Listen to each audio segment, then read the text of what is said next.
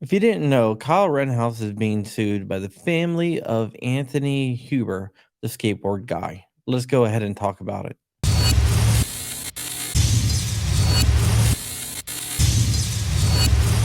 Before I get started, I forgot to mention Kyle does have a Give Him Go, and you can donate directly to him down below. That is him. Trust me, I know him and Dave, who is the guy helping him out. I know both of those guys, and they're good guys. Kyle is a good kid. Dave is a good guy as well. You'll see more of them on the podcast soon. So if you want to donate, you can go ahead and donate. Welcome back to the channel, Wolverine. I'm going to do this in one shot because I want to go over the court documents and share them so you guys can all see it. But before we get into that, I just want to tell you about Lear Capital. Lear Capital is where I transferred a couple 401ks. I got their Advantage IRA, which is an IRA based in gold and silver, but it's physical gold and silver. It's actually located at a area of my choosing. And you too can find out about investing in physical gold and silver by calling 1-800-741-0551. That's 1-800-741-0551. Lear Capital is the trusted choice for precious metals. And by calling that number, you can get your free guide to gold and silver. Lear Capital has over $3 billion in trusted transactions, 650,000 happy customers, a perfect rating or almost perfect rating on Trustpilot. I trust Lear Capital, and you should do the same because they are a conservative American based company that supports shows like mine. So give them a call at 1-800-741-0551. Get your free investor's guide to gold and silver. Plus, you can get up to $15,000 in bonus silver and free shipping on your first order. And silver is heavy, so is gold. So call 1-800-741-0551, or you can visit the link down below. Thank you, Lear Capital, for making this video possible. All right, let's go ahead and look at the document that was sent over to me by the defense team of Kyle Rittenhouse, and it is ridiculous. We're going to break it down, and then we're going to highlight what is wrong. Right here on the screen, what you are seeing, what you are going to right here on the screen, what you are seeing is the amended complaint. And I am going to go through this with you guys so I can show you everything that they have wrong. So let me just go ahead. I'll put myself right down here at the bottom. All right. So this is the amended complaint right here. I'm going to go all the way up to the top. We're going to go through this. John Huber is the dad of Anthony Huber, the skateboard guy. And right now he is suing Kyle for damages. He's also suing a bunch of other people, but we're only going to concentrate on Kyle right now. He is suing Kenosha, the Kenosha Police Department, all the officers, and everything else. So we're going to read through a little bit of the introduction, and then we're going to get my comments on it. Right here says this case involves the tragic death of Anthony Huber. Yeah, it was a tragic death. A beloved son, a community member who was a criminal, who was shot and killed while committing an act of remarkable heroism. Trying to kill someone with a skateboard is not heroism. Okay, so this is where it's going to get interesting. It says that he was there protesting the shooting of Jacob Blake. Jacob Blake was the guy that was shot in Kenosha. He was a black guy that was shot in Kenosha 7 times by Kenosha police officers. Not going to even talk about anything about that case because this case doesn't really involve that case. So there was protest, and they were saying the private citizens took up arms and patrolled the streets of Kenosha, acting as law enforcement agents. Many of them have posted racist messages. Kyle never posted any racist messages and threatened violence. Once again, Kyle did not threaten violence on social media, but this is trying to lump Kyle in with this group. All right. So says the armed individuals were not Kenosha business owners whose property had been damaged, which Anthony was probably doing, nor were they hired by the businesses to come protect their property. Actually, several property owners asked people to come and help protect their property. But hey, whatever. Says one of the armed individuals was defendant Kyle Rittenhouse, who was 17 at the time. Okay. He crossed into Wisconsin from Illinois carrying an assault rifle. Okay. Let's stop right there. Did he cross a border with the gun? No, he never did. So that is a blatant lie. Was he carrying an assault rifle? No, an assault rifle is an automatic weapon, and he was not carrying an assault rifle. So right there, that is wrong. Then down here, this is another interesting thing to say. It says the cops didn't protect them. I'm gonna skip over everything that doesn't involve Kyle. But apparently the cops conspired with the people there, with the citizens defending their streets, which they never did. The law enforcement defendants even made plans to funnel protesters towards the armed individuals to deal with them. Once again, never happened. That is a lie. Defendant Rittenhouse fired his assault rifle. Once again, never happened. He never had an assault rifle indiscriminately multiple times at citizens on the streets. He never fired indiscriminately. He only fired on people that attacked him. He has the right to self-defense. He shot and killed 2 men who attacked him and seriously injured a third who pulled a gun on him and narrowly missed a fourth. At the time the defendant encountered Anthony Hoover, the defendant had already killed 1 man who was chasing him down the road. Anthony Hoover was a hero. He tried to kill Kyle Rittenhouse with a skateboard. I don't think that's a hero, but whatever. Because he's trying to protect his fellow citizens. Anthony Hoover was not trying to protect his fellow citizens. He was trying to kill Kyle Rittenhouse with his skateboard.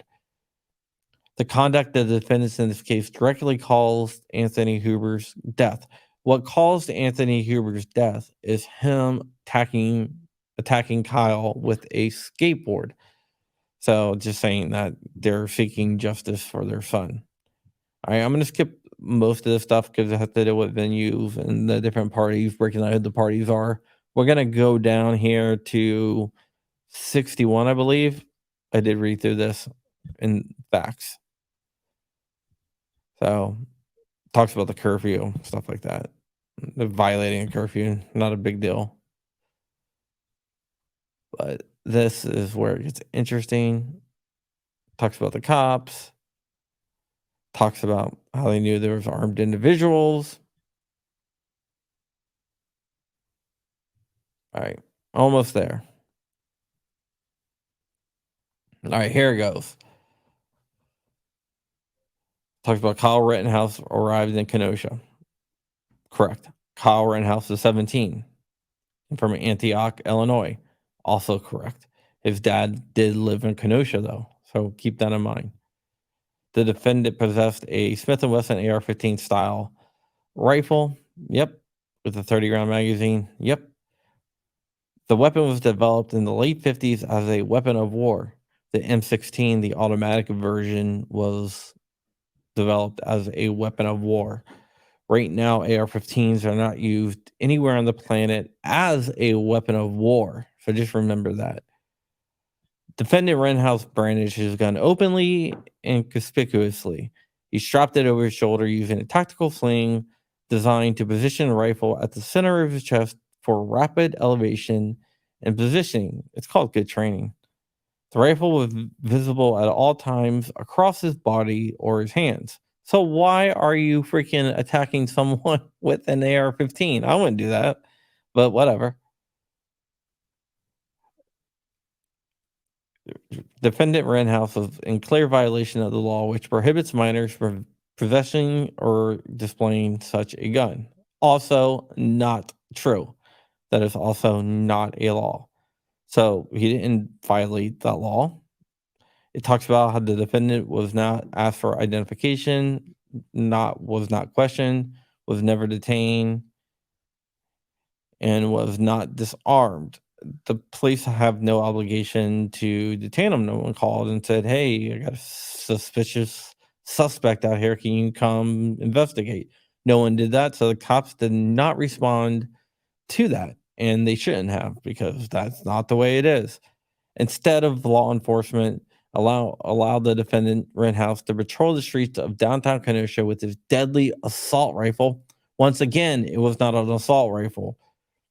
They invited him in, deputized him.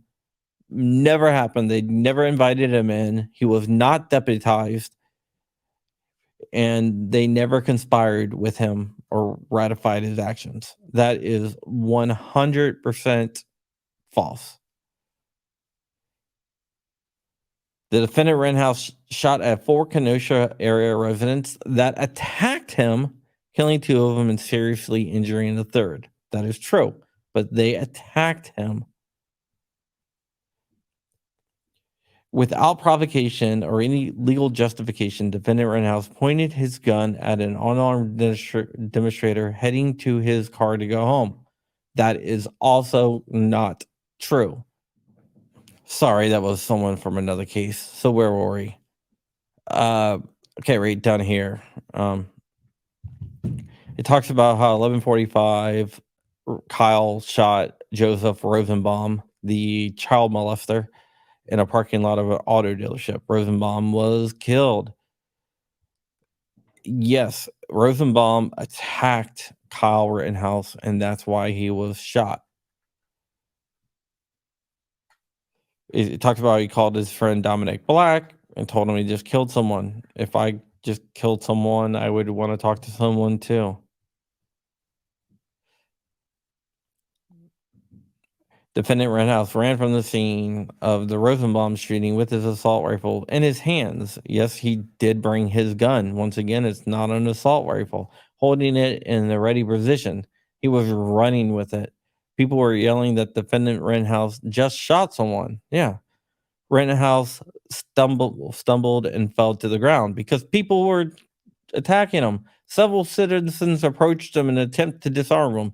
No, they tried to kill him. Anthony Huber swung his skateboard at Kyle. Anthony Huber was one of the individuals who got shot, who got. Anthony Huber approached defendant Rittenhouse to disarm him.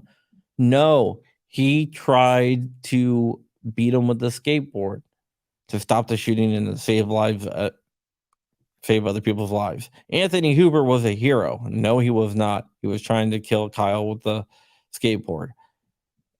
And if Anthony Huber was reaching for the defendant's rifle to pull it away without provocation or any legal justification, self defense is a legal justification. Defendant Rittenhouse shot him in the chest. Anthony Huber did get shot in the chest, but that's after he tried to hit him with a skateboard. After Anthony Huber was shot, Gage Rouskretz approached defendant Rittenhouse with his hands up. He pointed a Glock at Kyle. That's not with your hands up. Pleading for him to stop the shooting rampage.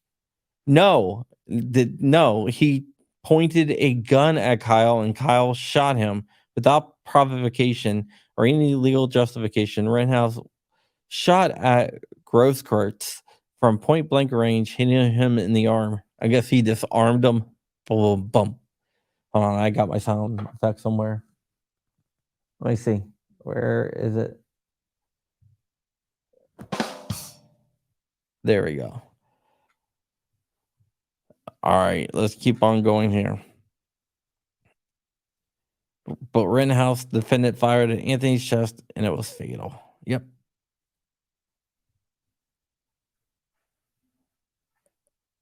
So basically, right down here, this is all dealing with law enforcement, how they didn't stop Kyle, and how they let Kyle and the others play by different rules, and how Kyle was a law enforcement supporter. Like, that's a bad thing. Supporting law enforcement's a bad thing now?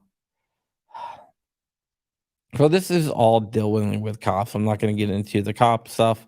I just wanted to go through what they were claiming about Kyle Rittenhouse.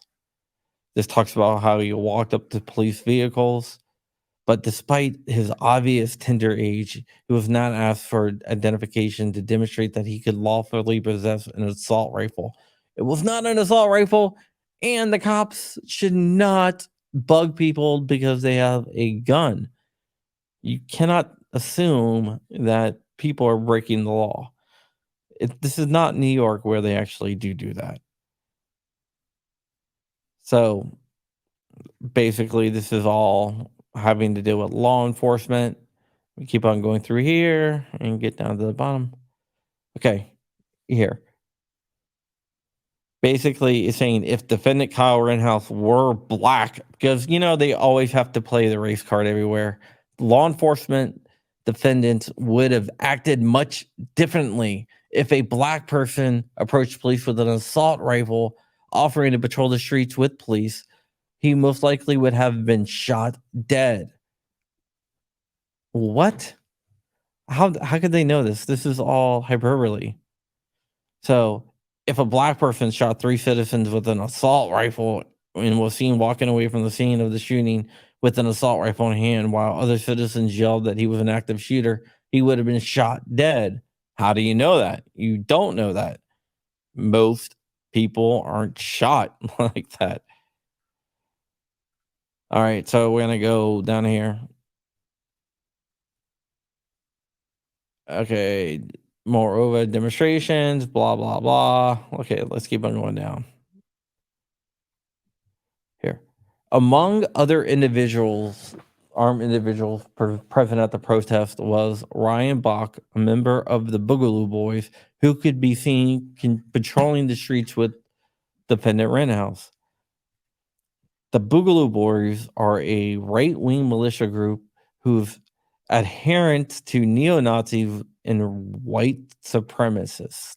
No, the Boogaloo Boys are not racist. There are black people who are members of the Boogaloo Boys. There are Asians who are member of the Boogaloo Boys.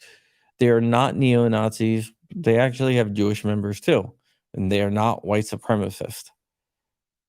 All right, here it is.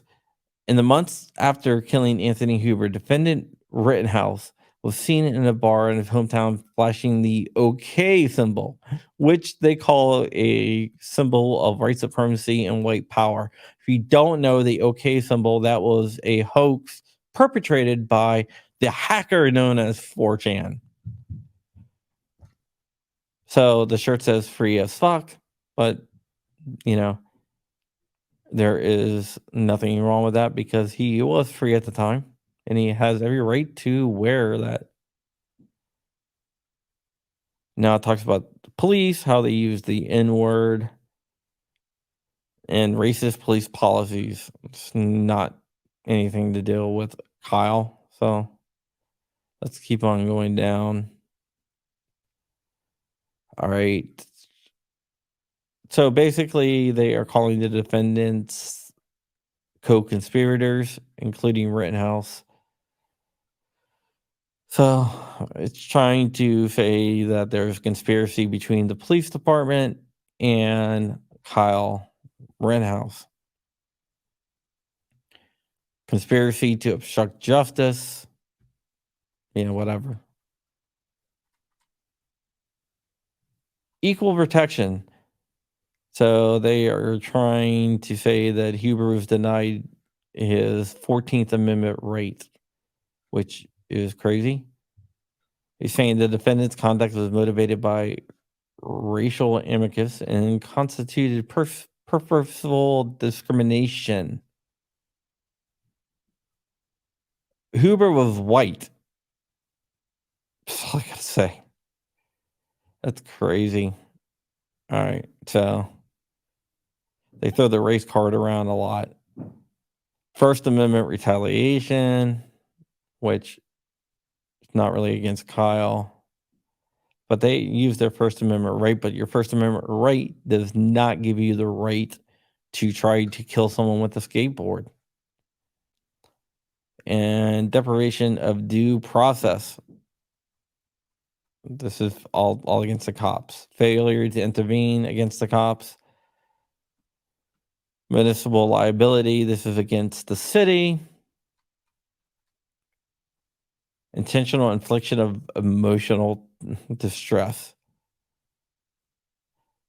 Basically, it's trying to say that the cops had abuse of power. Another emotional distress charge, negligence. What's negligent is the guy tried to kill Kyle with a skateboard. And survival.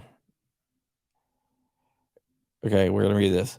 Each paragraph of this complaint is incorporated into a fully stated herein, as if fully stated herein. In the manner described in this complaint, the defendant committed unlawful conduct as a result, which of defendant Kyle Rittenhouse fatally shot Anthony Huber. Between having been shot when he ultimately passed, Huber suffered other damages to his personal pursuant to this law. Wrongful death, they're suing him for wrongful death. Nothing here, indemnification. This is more for the police. And damages. So they want a bunch of money here. So yeah, that is the trial. Kyle did file for a motion to dismiss. That was quashed. We'll talk about that some other time because this video is already long and I'm going to write an article basically going over all of that. But that is it for today. I will link this document so you can look through it yourself. With that said, stay ever vigilant, stay ever free, keeping the fight. Happy Halloween, guys. And I am out of here. Wolverine's motherfucker.